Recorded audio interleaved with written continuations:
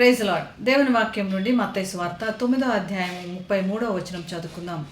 దయ్యము వెళ్ళం కొట్టబడిన తరువాత ఆ మూగవాడు మాట్లాడగా జనసమూహములు ఆశ్చర్యపడి ఇశ్రాయేలులో ఇలాగు ఎన్నడూ కనపడలేదని చెప్పుకొనిరి. యేసు ప్రభు మన శారీరక రుగ్మతలను గురించి మాత్రమే శ్రద్ధ కలిగిన వాడు కాదు, ఆత్మీయంగా కూడా మనల్ని లేవనెత్తేవాడు, ఆత్మీయంగా భద్రత కలిగజేసేవాడు, మన ఆత్మ గురించి శ్రద్ధ కలిగినవాడు. ఒక దురాత్మలు మరి ఆత్మను ఎంతగా విసిగిస్తాయో, ఎంతగా బాధ పెడతాయో ఈ విషయంలో మనం చూస్తున్నాం. శారీరక రుగ్మతలు ఉన్నాయి, ఆత్మీయ రుగ్మతలు ఉన్నాయి. అన్నిటినీ కూడా యేసు ప్రభు అధిపతి అయి ఉన్నాడు. అన్నిటినీ కూడా ఆధీనం తీసుకొని అన్నిటికి కూడా స్వస్థత దయచేయగలిగినవాడు.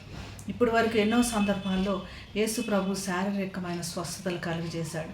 ప్రత్యేకించి ఈ సందర్భంలో ఆత్మీయ స్థితి గురించి శ్రద్ధ కలిగిన వాడు. మనకి ఆత్మీయ పోరాటములు ఎన్నో మనకు తెలియకుండా జరుగుతున్నాయి. వాటన్నిటిలో కూడా పరిశుద్ధాత్మ దేవుడు, శక్తి కలిగిన దేవుడు మన ఆత్మీయ స్థితిని కాపాడుతున్నాడు. ఆత్మీయ స్థితిని చాలా భద్రంగా కాపాడుకోవాలని ఈ వాక్యం మనకి బయలుపరచబడుతుంది. ఈ దయ్యములు పట్టడం వల్ల ఒక మూగవాడిగా ఉండిపోయి ఏ విధంగా కూడా ఉపయోగం లేని వాడిగా ఉన్నటువంటి పరిస్థితిలో యేసు ప్రభు వాడిని స్వస్థతపరిచాడు. సామాన్యులు, కామన్ పీపుల్ అందరూ కూడా యేసు ప్రభుని ఎంతగానో, దేవుని యొక్క మహిమ కార్యాలను ఎంతగానో స్తుతించారు, దేవుని హెచ్చించారు.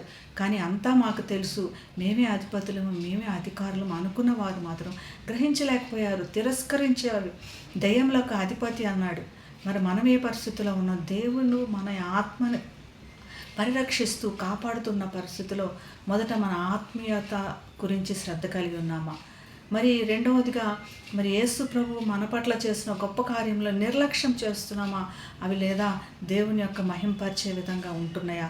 మనం ఈ విషయంలో బేరీజులు వేసుకొని కేవలము దేవునికి మహిమార్థమై ఉంటూ ఆత్మీయ స్థితిని భద్రంగా కాపాడుకునే వారంగా ఉందాం. అటువంటి కృప దేవుడు మనందరికీ దయచేయనుగాక. ప్రార్థన చేసుకుందాం. మహాగణుడైన యేసయ్యా, స్తుతికి పాత్ర నిన్ను ఆరాధించి హెచ్చిస్తున్నాం తండ్రి. మా ఆత్మల గురించి శ్రద్ధ కలిగిన వాడు ప్రభా, దురాత్మలపైన అధికారం కలిగిన వాడు, ఎటువంటి అపవిత్రతకి నీకు చోటు లేదు ప్రభా. మమ్మల్ని భద్రపరుస్తున్నందుకు కృతజ్ఞతలు చెల్లిస్తూ యేసు నామమున ప్రార్థిస్తున్నాం తండ్రి. Amen. Have a blessed day. God bless you.